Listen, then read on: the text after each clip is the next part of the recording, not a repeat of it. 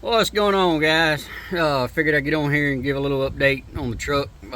Haven't give one in a while, but my buddy C Farmer, he came over and helped me. We was hooked his Autel scan tool up to it, and so we pretty much ran all kind of different diagnostics to it. We seen what the fuel pressure and all that stuff was like. We bypassed the fuel filter housing and with a little pump to try to see if it was getting fuel through there.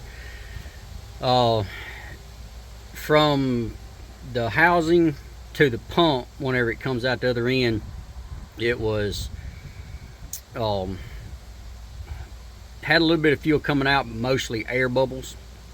And so basically what we ended up doing is to basically keep us from, trying to diagnose any other things and everything, go ahead and just find out and get it out of the way.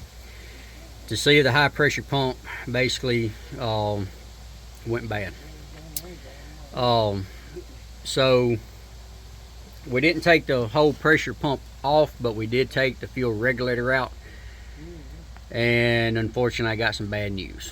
The high pressure side of the pump did come apart, and I'm going to show you real quick basically where it's at, and then I'll show you the metal and everything on the regulator and what I pulled out. Alright, again guys, so my truck is a 2012 Chevy Silverado 3500 HD with an LML Duramax, and in order to get to the fuel regulator, I ain't gonna lie, it's a booger. So you got to take your AC compressor, you got to take it off and just put it out of the way. And then, well, first you got to take your belt, serpentine belt loose, and then take your air compressor or your AC compressor off. And then let me get down in here. Then I had to take a few other lines. Some of these right here are 30 millimeter, or not 30 millimeter, but crap, what was it again? 13. Yeah, 13 millimeter. And so you had to take them out, and then in order to get the regulator itself out, it's going to take a Torx bit. It's a T25. And let's see if I can, there we go, maybe to zoom in a little bit more. So on mine, I had to take that hose right there out of the way. I had to take an extension and sort of pry that up just a little bit. You don't want to do it too much, but right there you can see the fuel. That's where the regulator is. See if y'all can see it on that side. So basically, there's where the AC compressor sits. Here's the alternator, and there's where it sits right there. So I don't know if y'all can see through the hole. Let's see, through that hole right there, that's where one of your torque bits is. You got to get through it through this side.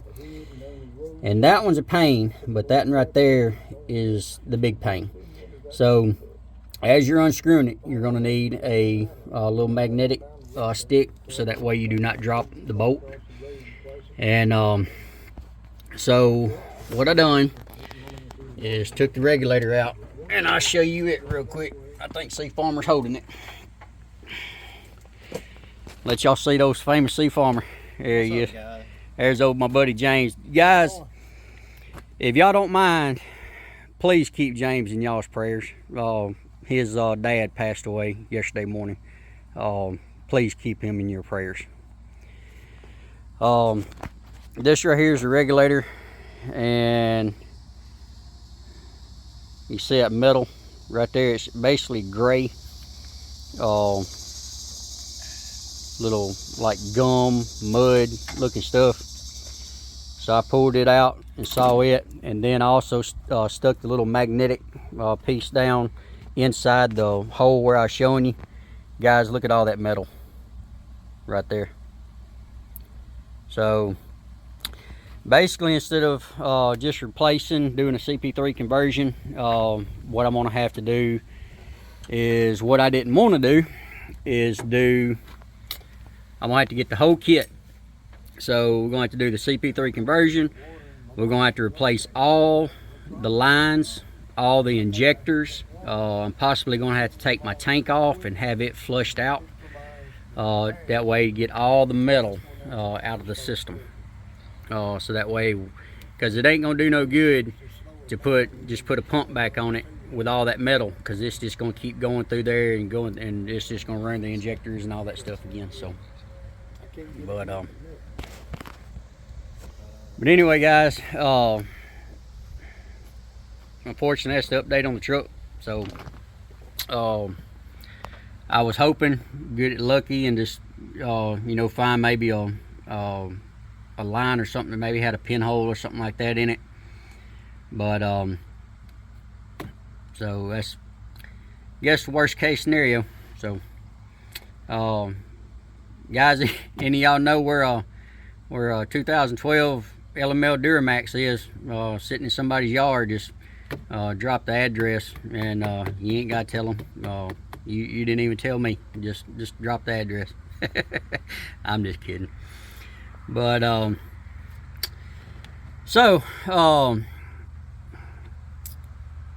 with that being worst case scenario, either I'm gonna have to, probably what we'll do is, whenever I get the parts in, C Farm and I, we had actually talked about it. What we'll probably do is load the truck up, take it over to his house, and instead of paying somebody else to do it, then of course I pay him, and then we'll just both tear into it, whatever we got to do to take it out, and then we'll both make a video. So go subscribe to his channel, and so that way, so he'll probably put a video out on it, and then so live. But as far as when that's going to be, guys, I have no idea. I honestly don't know. It could be next week, it could be 2 or 3 months, I don't know. First thing, I get the money.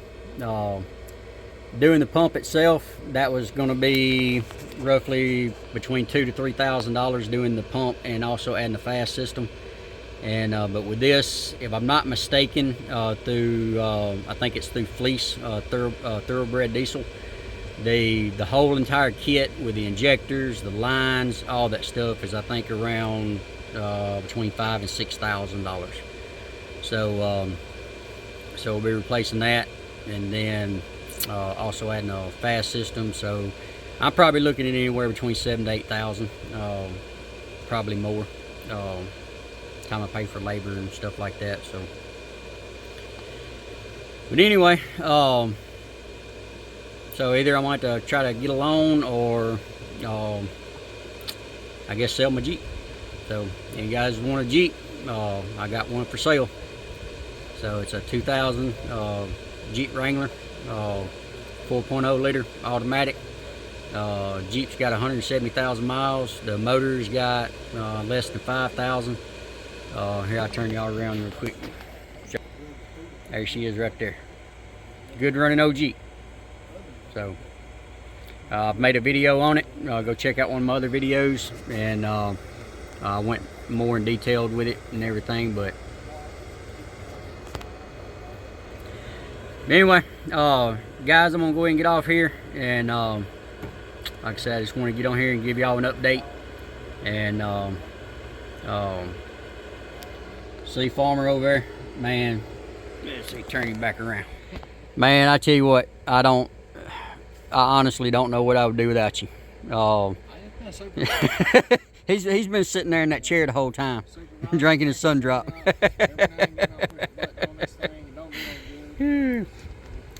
No, see Farmer and James. I don't want to leave James out. There he is right there. They the same time my truck went down, his was down also, and he would have came down there to Louisiana and picked me up, but his truck was down as well. But see Farmer, he came down there and drove all the way from Tennessee all the way down to Louisiana, got me, brought me back home, and then drove all the way down here today to try to figure this out. I don't know how I could ever repay him. He's always there whenever I need him. Make sure you don't drag me in once we get yours running and mine break. Yeah, that's the biggest thing, guys. I gotta get my truck going because, I mean, knock on wood. Let me reach down there and knock on it. It's like I said, guys. It's not. Yeah, it's not if you have a breakdown. It's when. Like I said, the inevitable is going to happen. Guys, y'all remember here a couple years ago, I made a video of whenever me and James was going down to Florida, and we was coming down Mont Eagle Mountain and his motor blew. And guys, it's not if, it's when. So, and I'm gonna be trying to make another video of even though I may not be doing, you know, pulling campers right now, I'm still going to try to do some RV transport videos as far as, you know, things you need to get started, the importance of certain things like your maintenance fund, your emergency fund. And guys, like I said, it's something I've sort of lacked on myself, but at the same time, before this happened, guys, I've had a lot of other expenses this year. I mean, new tires, ball joints, tie rod ends, the transmission. I had all that stuff just sort of pile up on me at once. And now, whenever the major breakdown happened, now I'm broke. So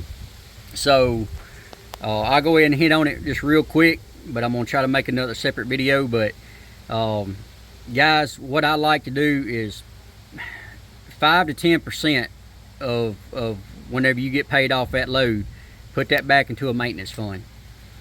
Take another 5 to 10%, put back into an emergency fund. And guys, that emergency fund, that does not replace you know, like your maintenance fund, your oil changes. You don't take oil changes and tires and stuff like that out of your emergency fund. That emergency fund is for breakdowns. That's to get you towed off the side of the road. That's to replace a motor if it goes down. That's to replace a transmission if it goes bad. And then one thing that I've also neglected on, and a gentleman he commented, and I knew this, I just didn't do it. But most of y'all know my truck's paid for. I don't owe nobody on it. But what I should have been doing is all this time, even though I don't have to pay the bank anymore, I should still be paying my business. So, and putting that truck payment back into my business, because eventually that truck's going to go down. It's going to, even if it doesn't go down, it's going to wear out, and you're going to have to get another vehicle. So, but guys, like I said, I'll be making another video on the importance of things like that. So, but guys, if you don't mind, hit that like, share, subscribe button, and stay tuned. Like I said, I don't know when it'll be, but we will be tearing into this, and C Farm and I both will be making a video of doing the CP3 conversion, all the fuel lines, the injectors, all that stuff. So I don't know if there's a video out here on my particular truck or not on that, but hopefully soon we'll both be putting one out. So again, like, share, subscribe. Guys, leave me a comment, and we'll get back with y'all on the next one. As always, y'all be safe. Semper Fi.